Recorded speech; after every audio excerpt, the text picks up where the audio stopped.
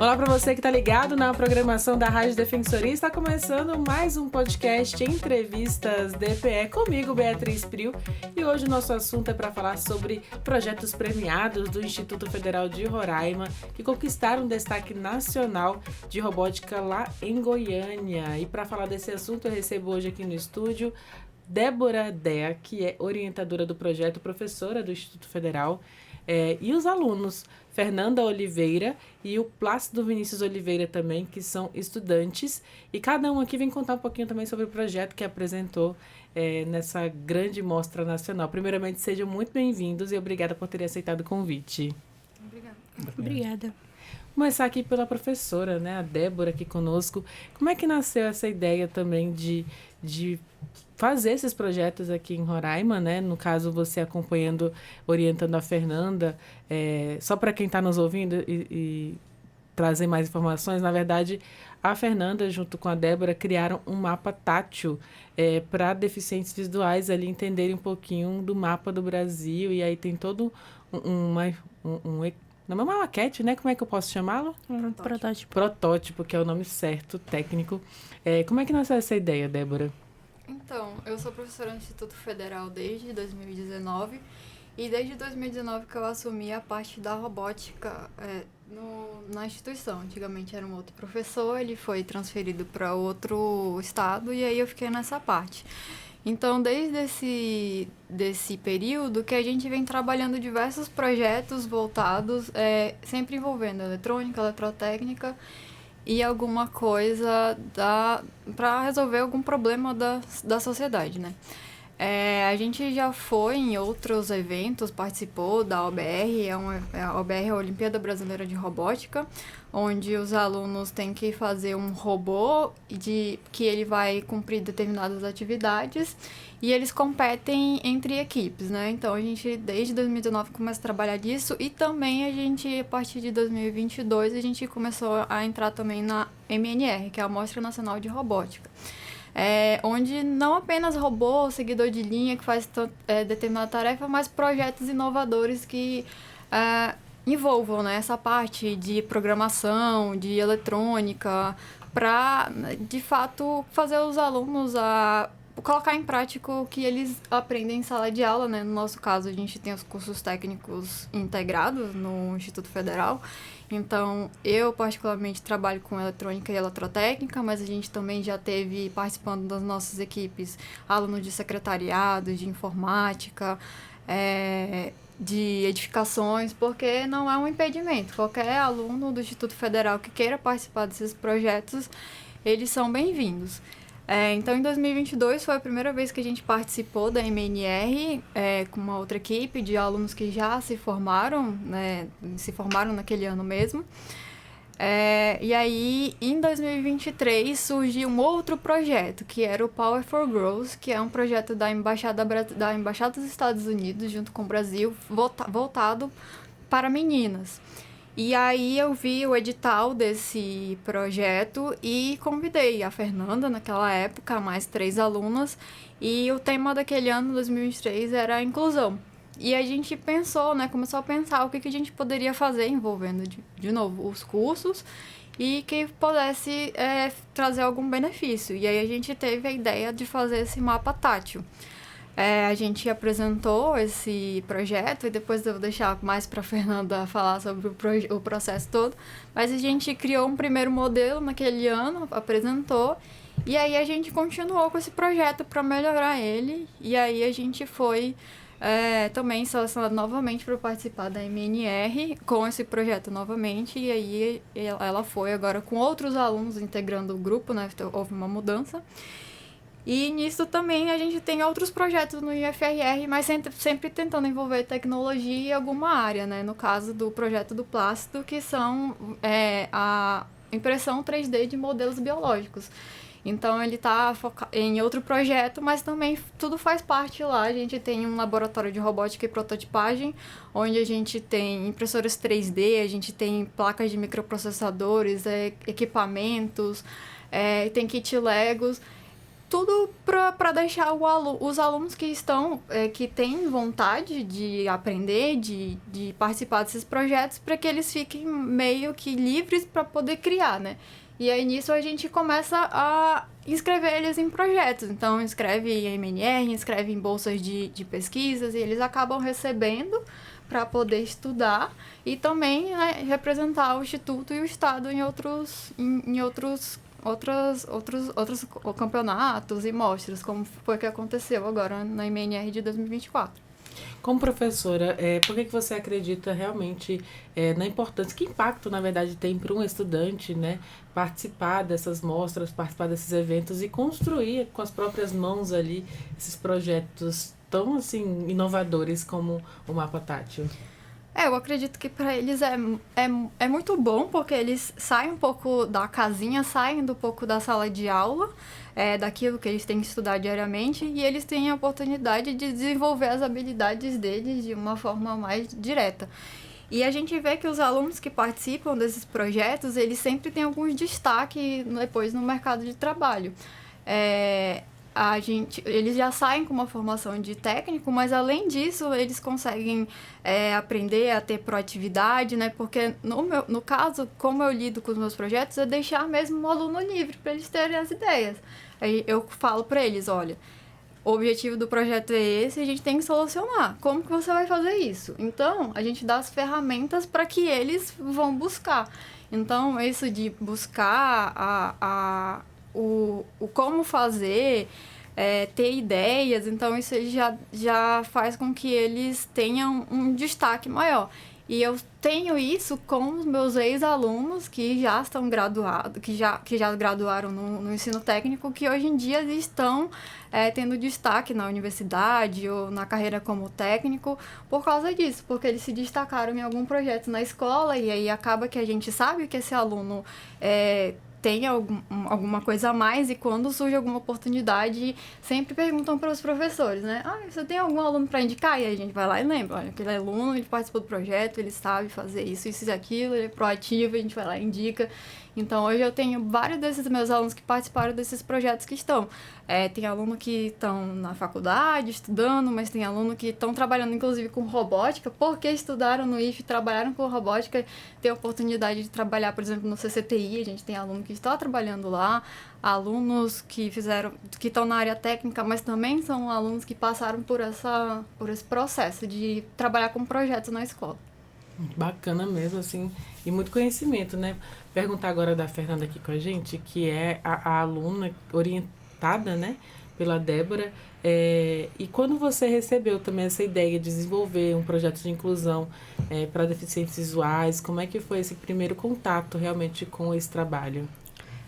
O nosso primeiro contato foi em 2022, quando a professora fez o convite, e a gente começou a pesquisar. Ela deu a ideia de a gente fazer um mapa do Brasil, e a gente começou a pesquisar para ter ideia do que a gente ia fazer, aprimorar nosso conhecimento, porque a gente ainda estava no primeiro ano e a gente não tinha muito conhecimento. Então, desde lá, a professora veio orientando, a gente perguntava dela o que a gente tinha dúvida, ela tirava nossas dúvidas e a gente conseguia desenvolver o projeto. Explica pra gente, pra quem tá ouvindo, principalmente de forma prática, e descrever, na verdade, o que é esse mapa. O nosso protótipo é um mapa tátil do Brasil para auxiliar os professores de geografia a ensinar a geografia do nosso país para os estudantes com deficiência visual. Então, ele possui o alto relevo, ele tem um sistema sonoro, que é com botões, e ele tem as siglas dos estados em braille, que é para auxiliar o professor a ensinar essa parte das siglas para o estudante. E quais foram os desafios para conseguir chegar a esse formato que vocês apresentaram lá em Goiânia agora? Um dos maiores desafios foi a gente conseguir desenvolver a parte da base para ela ser resistente, porque é um material didático, então tem que ser uma parte resistente, mas ao mesmo tempo tem que ser delicada porque é para ensinar, né? A gente desenvolveu bastante pesquisa para saber como a gente faria o sistema eletrônico, porque a gente tem um sistema eletrônico dentro dele. A gente estudou bastante sobre o Braille, porque ela funciona por células e é um...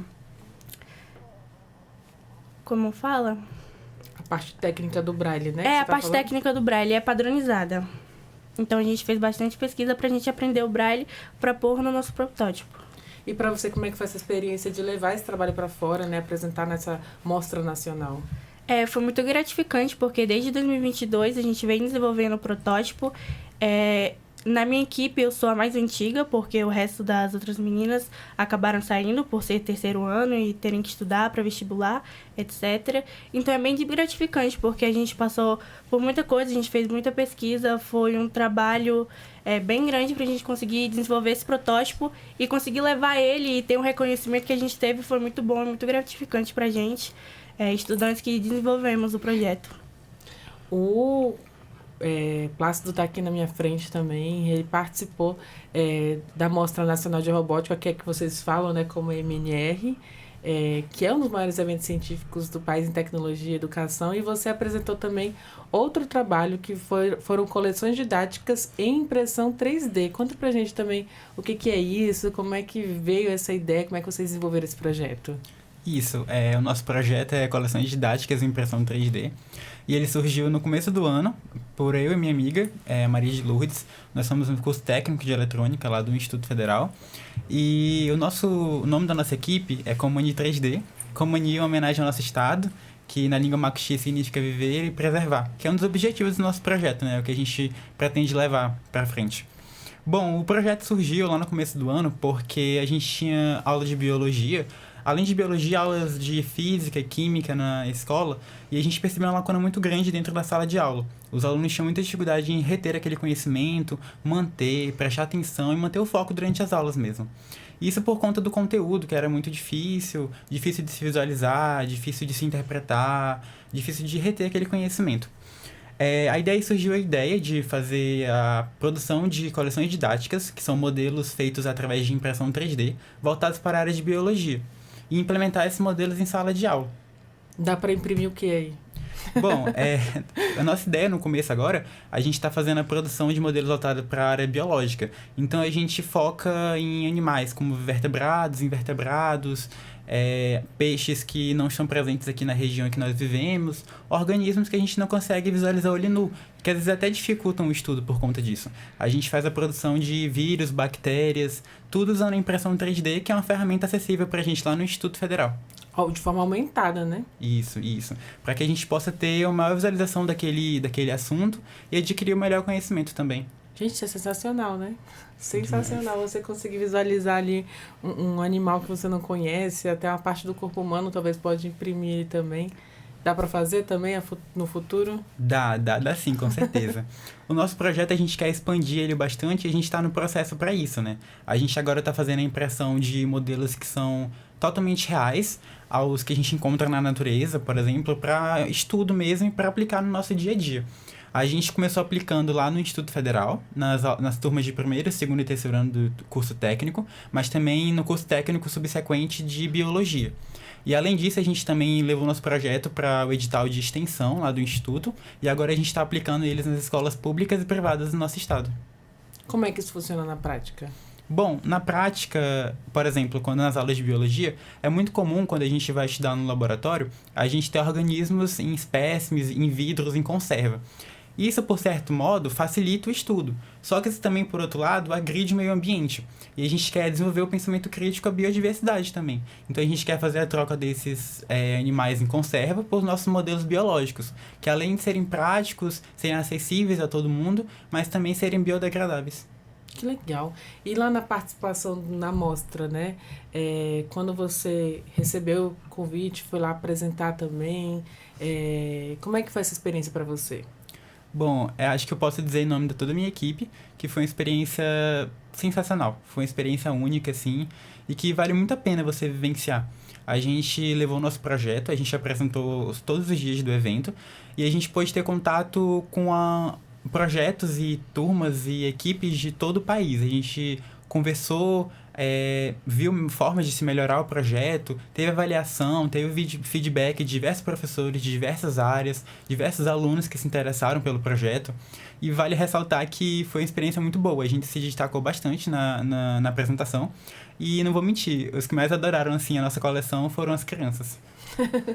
Não tem como, né? Você poder visualizar ali. E em relação a essa experiência também, a Fernanda pode até comentar também, Fernanda, sobre essa experiência de poder estar fora. Como é que vocês voltam desse momento, né? Vocês chegaram agora nessa semana, foi segunda-feira, né? Como é que tá a cabeça de vocês depois dessa experiência de conhecer vários projetos do Brasil inteiro?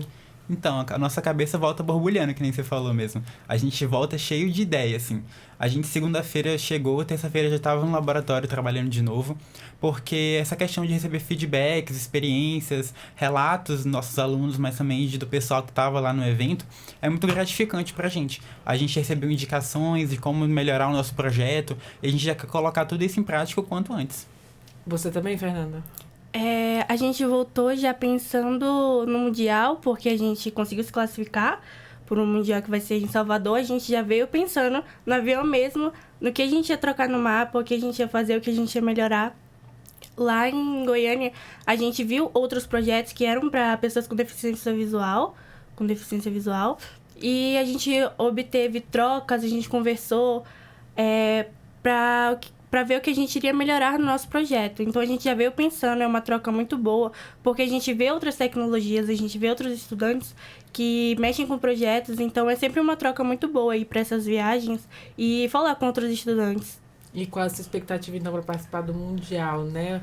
Do que vocês já pensaram, já analisaram, já tem definido o que vai mudar ou vão continuar estudando? A gente já tem definido que a gente vai mudar o sistema sonoro para ele funcionar sozinho, porque o que a gente usa, a gente tem que conectar ele no computador. A gente vai mudar a base para acrílico ou para MDF de uma espessura mais fina para ele ficar um material mais delicado.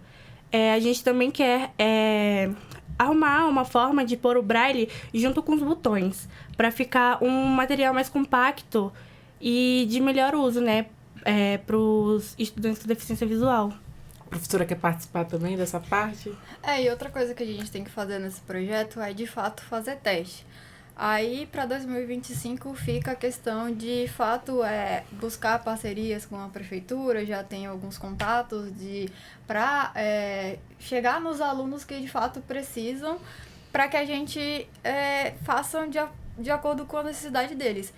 De 2023 para 2024, a gente já teve bastante melhorias, focado exatamente no que a gente teve de feedback de uma aula de um aluno da prefeitura, que ele é cego, e a professora dele mostrou para ele, a gente foi com ele, e aí logo de cara a gente viu que, por exemplo, o nosso primeiro protótipo, ele era muito frágil, porque a criança e já o deficiente visual, ele não sabe o que ele tá pegando de fato, se pode, se não pode, né? E ele é uma criança, e aí ele começou a mexer, ele gostou demais, só que aí a gente já viu que a gente tinha que ficar. Não, calma aí, não, porque... Não aperta tão forte assim, não aperta tão forte, né? porque pode quebrar. Então, isso já foi uma coisa que a gente viu do que precisava, né? A gente foi até o nosso público, e aí a gente já viu que precisava melhorar isso. Então, a primeira versão do projeto era feito em material 3D, né? Impresso em 3D, mas ele era muito frágil, porque a gente teve que fazer uma camada super fina, porque a impressão 3D demora horas, né? E aí a gente, vamos fazer um material mais resistente, aí a gente trocou para MDF, a gente conseguiu colocar os botões de uma forma que ficasse mais adequado para eles, a questão do braille mesmo, como a gente fez, como a gente melhorou. Então a gente precisa de fato começar a testar esse material com as próprias crianças e os próprios professores. E uma coisa de interessante no nosso projeto é que o professor, como ele é focado num áudio, né, a gente aperta o botão e aí ele vai dar informação sobre aquele estado.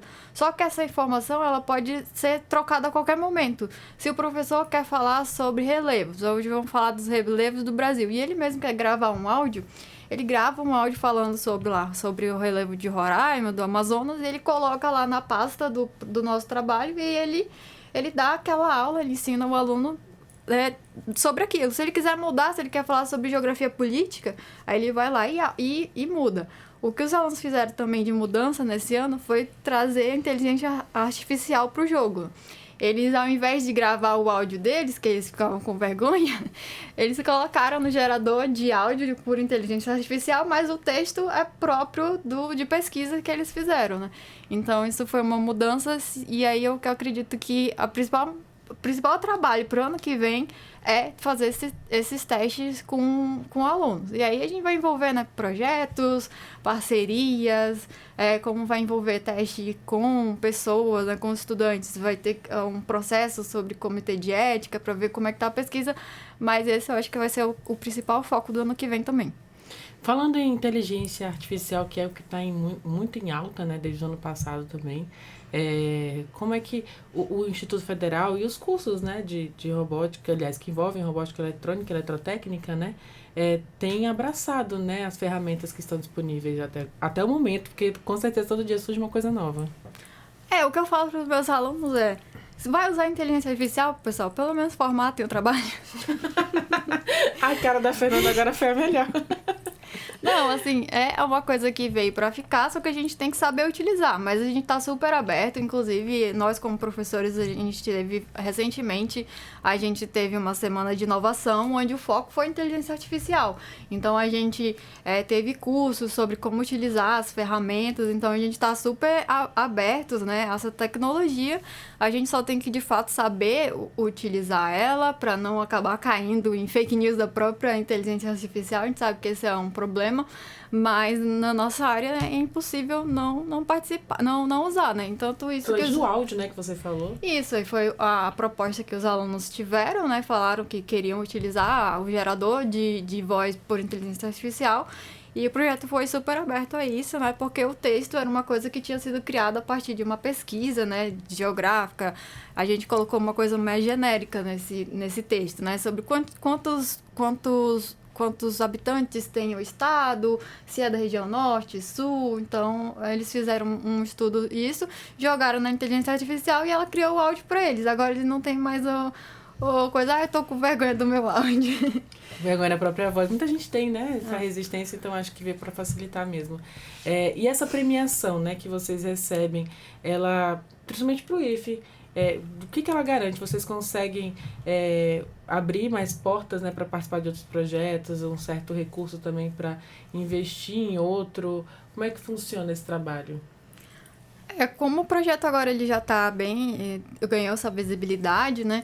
A gente consegue abrir portas mais fáceis, né? Então, a gente já teve esse convite, né? O projeto do Mapa Tátil, ele recebeu o certificado de honra ao mérito das apresentações, ou seja, foram uma das melhores apresentações de todos os trabalhos. E aí foi convidado para a gente participar da RoboCup 2025. Então, já o convite já foi feito. Que é essa de Salvador que a Fernanda falou. Isso, o convite foi feito e agora a gente vai trabalhar com os nossos gestores para a gente garantir que esses alunos possam continuar o trabalho. A MNR, os melhores trabalhos, eles são contemplados com bolsas de iniciação científica. Então, a Fernanda participou em 2022 com um trabalho antigo e aí por isso que ela continuou, porque o trabalho já tinha sido premiado com bolsas, então ela é uma bolsista do CNPq, não é uma bolsista do Instituto Federal, porque ela recebeu através do governo federal, né? A MNR é um evento nacional, então ela é bolsista de iniciação científica júnior, e aí ela conseguiu participar desse projeto esse ano todo porque ela tinha bolsa. E aí, por já ter essa visibilidade do projeto, de já ter passado por uma avaliação e já ter esse aluno bolsista, foi que a gente conseguiu recurso para poder participar presencialmente. E tudo vai dar certo, a gente vai conseguir esse recurso para continuar, para participar novamente agora, né? Só que agora na RoboCup, que é a internacional, né? A mundial, é a mostra mundial, onde vai vir trabalhos do mundo todo. Vai ser aqui no Brasil, Vai ser no Brasil, em 2025. O currículo Lattes da Fernanda já tá bombando, hein? Débora, também você falou um pouquinho das parcerias anteriormente. Por que essas parcerias com o governo, com a prefeitura, enfim, até com a iniciativa privada aqui do estado de Roraima, ela é necessária? Ela é necessária porque a gente não consegue andar sozinho, né? Por exemplo, a gente no Instituto Federal, nossos níveis de educação começam no ensino médio.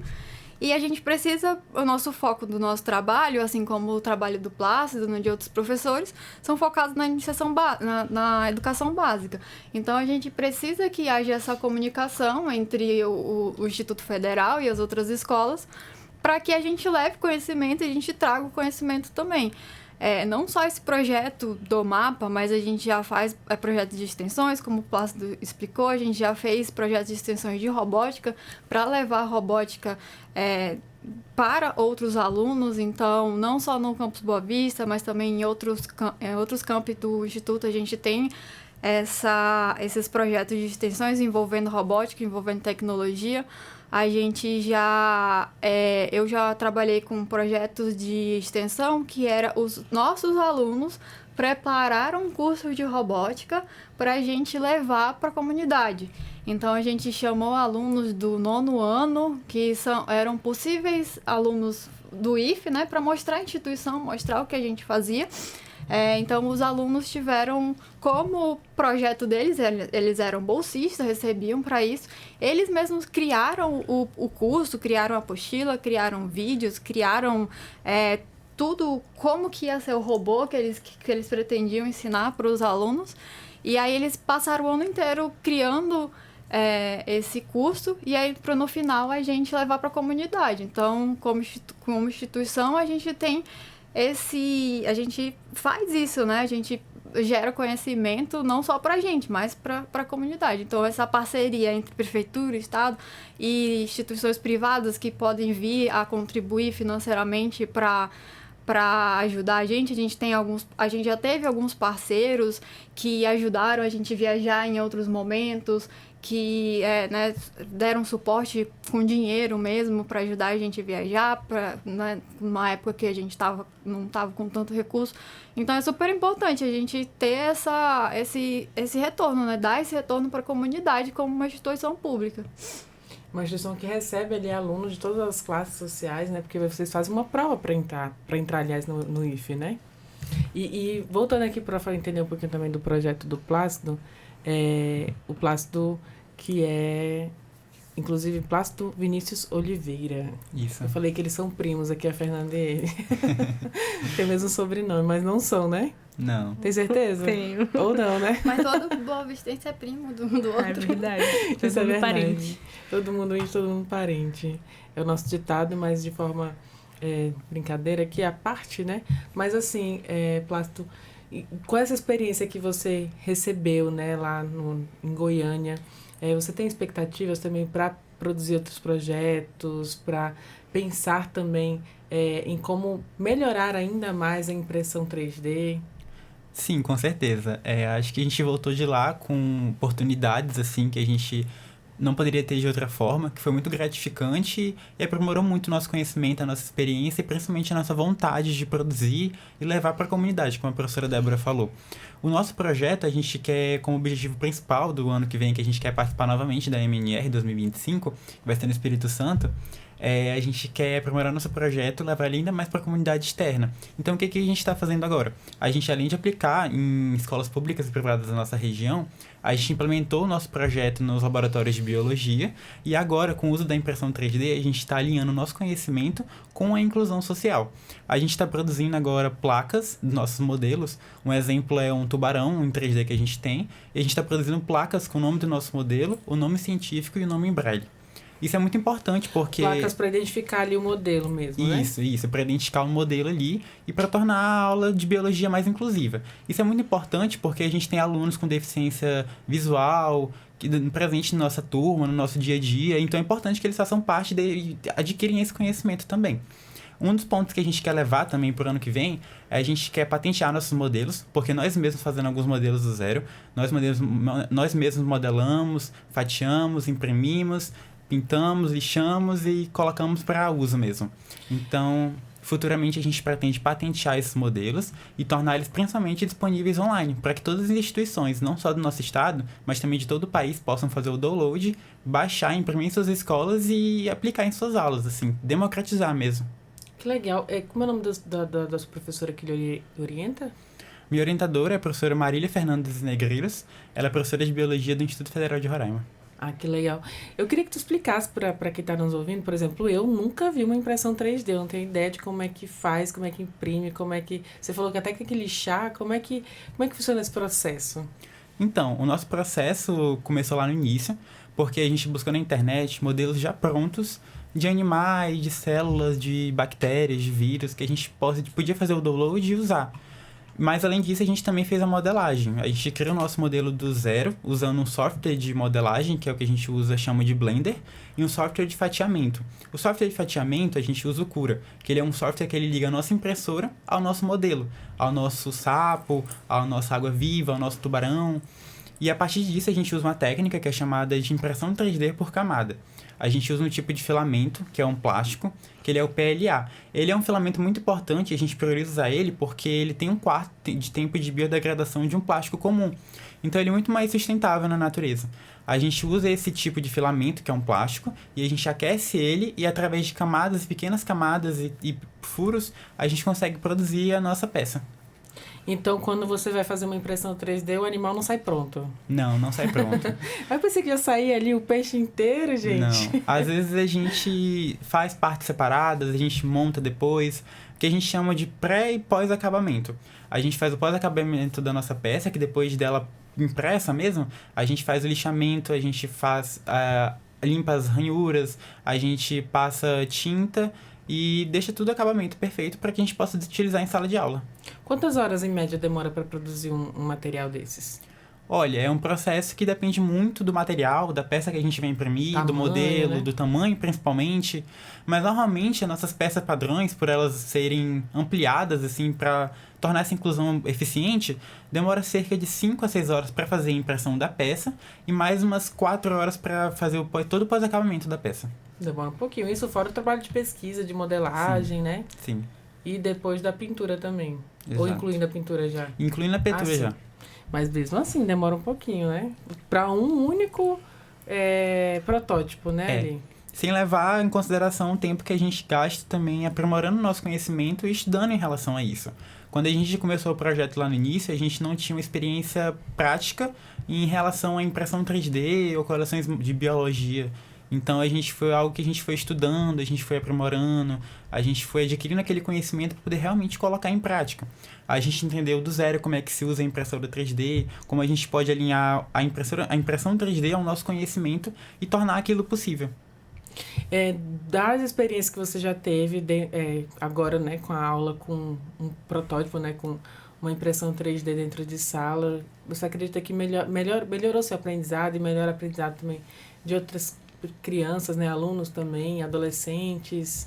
Com certeza, sem dúvidas nenhuma, assim. Tanto a gente pode perceber isso na prática, quanto através de levantamento de pesquisas mesmo. A gente fez um levantamento de pesquisa com os alunos antes e após implementar os modelos em sala de aula. Foi muito engraçado porque antes os alunos relataram pra gente que eles tinham muita dificuldade em aprender, muita dificuldade em manter o conhecimento e principalmente em prestar atenção durante a aula, né? É uma coisa que a gente vê muito hoje em dia. Mas depois que a gente implementou os modelos em sala de aula, os alunos relataram pra gente que eles acharam a aula mais interativa, mais dinâmica, divertida. E a gente fez perguntas para eles sobre o conhecimento que a gente passou em sala de aula e todos souberam responder. Todos souberam apontar quais eram os órgãos dos nossos sapinhos em impressora 3D, qual era o modelo, espécie daquele modelo, seu filo, sua classe. E eles acharam muito divertida e dinâmica a aula. A pessoa consegue visualizar realmente ali pertinho, né, olho nu, Isso. Os detalhes de cada animal, de cada célula, né? Isso. Isso é muito legal. E diante desses dois projetos sensacionais aqui na minha frente, que é as coleções em 3D e o mapa tátil também, professora, quais suas expectativas também para o nível de educação que o IFE tem proporcionado aqui no estado de Roraima? O Instituto, ele é visto como uma escola de excelência aqui no estado, né? O primeiro dia de aula, sempre, como eu dou aula no primeiro ano, eu sempre pergunto, né, por que eles escolheram o IFE. Porque não é fácil estar lá, né? Não é fácil nem passar lá e nem ficar lá, né? Nesse planteio. E aí, eles sempre falam, né, que realmente todo mundo fala que a instituição é muito boa. E De fato, assim, eu só quero contribuir com a melhora da nossa instituição. É uma instituição que eu gosto muito. Eu fui estudante do IFE quando era Cefet ainda, então tem um lugar no meu coração. E hoje em dia, poder trabalhar lá, né, e poder estar por trás, né, lembrar de como que eu tinha aula lá e hoje em dia eu sou colega dos meus professores da época. E a gente, eu, pelo menos, eu sempre procuro fazer o melhor para que a gente, de fato, continue sendo esse referencial no estado e sempre melhorando, né? A gente sempre tem alguma coisa para melhorar e eu sempre quero que os meus alunos sejam os melhores possíveis e especialmente esses que sempre se interessam, né, pela área da pesquisa, dos projetos. Então, eu acho que a gente está indo no caminho certo. A gente ainda tem bastante coisa para fazer, sempre tem muitas ideias, né? Como eles falaram, a gente sempre tá borbulhando aí, né? Fica com muita ideia, a gente tem que saber quais os caminhos, né? Porque a gente não consegue abraçar tudo ao mesmo tempo, mas eu tenho essa vontade de sempre fazer o melhor. E assim ter alunos mais CNPq aqui em Roraima, né? Com certeza. Como é que é ser aluna CNPq, Fernanda? É uma oportunidade, né? A gente recebe para estudar, porque tem pessoas que não têm essa oportunidade e acabam até desistindo dos estudos. Então, ter essa bolsa para ajudar a continuar o projeto é muito bom. É um incentivo a mais, né, que a gente tem para poder correr atrás, de fazer pesquisa, de estudar, de levar o nosso projeto para frente, conseguir terminar ele e finalizar e deixar tudo ok. E que mensagem vocês dois, né, como estudantes, alunos e pesquisadores também do Instituto Federal de Roraima, deixam, né, de motivação para outros estudantes também que talvez se interessem, têm curiosidade, né, também de produzir, de pesquisar, de viajar. Acho que viajar também é uma delícia, né, poder conhecer outro estado por meio do estudo. Que mensagem vocês deixam? Eu gostaria de falar que o estudo, a pesquisa, a gente correr atrás, sempre vai ter uma troca, sempre vai ter a volta do estudo que a gente tem. Então é sempre bom a gente correr atrás dessas coisas, de estudar, aprimorar nosso conhecimento, pra gente se destacar também no mercado de trabalho, ter sempre algo a mais. Então é sempre muito bom a gente estudar, fazer pesquisa, desenvolver projetos para aprimorar nosso conhecimento. Você também? Com certeza. Durante a execução do nosso projeto, uma coisa que a nossa orientadora sempre falava é que o estudo, o conhecimento é algo que a gente sempre vai poder tirar proveito daquilo, seja de uma forma ou de outra. Então, é uma oportunidade, é uma experiência e é uma coisa que só vai dar frutos para você. A gente teve a oportunidade de juntar o nosso conhecimento e levar isso pela produção de projetos de pesquisa, extensão, aplicar isso na comunidade e ter essas experiências incríveis e troca de conversas com o pessoal no evento. Tem uma expectativa já de carreira, Plácido? Sim, com certeza. Eu quero seguir nessa área. Eu acho muito interessante pesquisar, produzir, elaborar e aplicar para a comunidade para melhorar o desenvolvimento regional. Eu quero continuar trabalhando com impressão 3D e programação, principalmente. Tenho certeza aí que só tem jovem de sucesso aqui na minha frente, né, professora? E ser um aluno, assim, resultado, como a professora Débora falou, que foi estudante na época Cefet, tem alguns aninhos atrás já, né? Mas que hoje tem esse resultado de estar incentivando e estar sendo também incentivadora, né, desses trabalhos de outros estudantes. É legal ser aluna dela? É muito bom, ela cobra a gente, mas ela ajuda e ela ensina. Na pressão aqui, ó, sem nem Não combinei isso com eles, viu? Foi na pressão agora. Mas assim, eu queria parabenizar todos vocês, né, a professora, por esse engajamento. A gente vê realmente o seu engajamento, o seu interesse pela pesquisa, né? E como você tem repassado isso, a exemplo aqui, a Fernanda na sua frente, o Plácido também, dedicado aí, totalmente dominando o assunto também, assim como a Fernanda. Então, muito sucesso a vocês ano que vem aí no MMR, né? Isso. Que é a Mostra Nacional de Robótica. E a Fernanda que vai estar aí competindo, né, na Mostra Internacional na também. RoboCup. RoboCup? Isso. Chique esse nome também.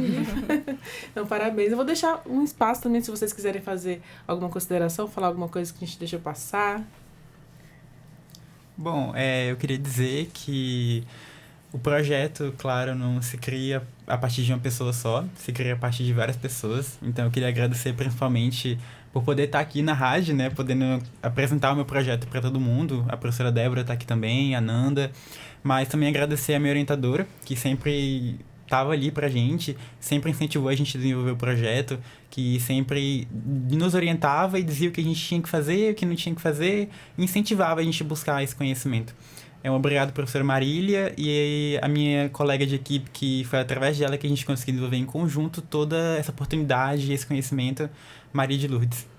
Que legal, né, o reconhecimento. Eu gostaria também de agradecer a professora Débora a oportunidade de estar aqui na rádio, agradecer a professora Ângela, que foi ela quem levou a gente, porque esse ano a professora não pôde nos levar. Ela foi essencial para a gente conseguir ir, desenvolver tudo lá. Quero agradecer também a minha equipe. É uma equipe grande. Eles foram também muito essenciais. A gente lá, o nervosismo, foi todo mundo se ajudando. E falar que o que eu penso para o futuro do projeto é levar ele para as outras áreas de ensino, biologia, português, matemática, essas áreas, e continuar desenvolvendo o projeto com a minha equipe, com os professores, mesmo sendo egresso do Instituto, que é o que vai acontecer ano que vem, mas levar o nosso projeto para frente, levar a pesquisa, levar a inclusão social a cada vez mais longe. É isso, muito obrigada. Quer encerrar também, professora? Sim, como eles já agradeceram, né, todas as nossas equipes, né, as minhas colegas professoras, a professora Ângela, a professora Marília, os alunos que fazem parte de todo o projeto, né, mas não só esses daqui, mas todos que já contribuíram de alguma forma para o conhecimento no Instituto, que participaram desses projetos com a gente, né, desde lá de 2019, 2020, na época da pandemia a gente estava fazendo o projeto junto, né, então todos esses alunos que passaram por isso são especiais. Agradecer a Defensoria, né, pelo convite, para a gente poder divulgar, né, que a melhor coisa é fazer a divulgação científica, né, a gente sempre escuta, né, que os cientistas estão dentro do laboratório, não, mas a gente sempre quer mostrar o que a gente está fazendo, a gente gosta.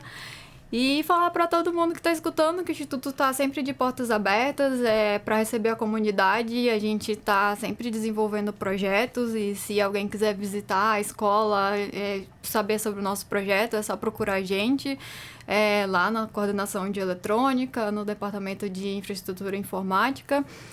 Os nossos diretores também, eles gostam de receber, a gente sempre gosta de receber pessoas, e a gente quer continuar levando, né, o nosso conhecimento para a comunidade, né, para dar esse retorno para a sociedade enquanto instituição. Então, agradeço a oportunidade de vir aqui para a gente fazer essa divulgação. Parabéns mais uma vez a todos vocês, muito sucesso. Aí ano que vem a gente volta a contar mais um capítulo dessa história, né, de conquistar aí prêmios e trazer esse reconhecimento para o nosso estado também, por meio de vocês, alunos super dedicados e inteligentes. Mais uma vez, então, agradecendo e encerrando esse podcast aqui. Eu te lembro que se você quiser ouvir essa e outras entrevistas, é só acessar os canais oficiais da Defensoria no Deezer, no YouTube e também no Spotify. Qualquer dúvida é só digitar Defensoria RR. Muito obrigada pela sua companhia e até o nosso próximo encontro. Tchau, tchau!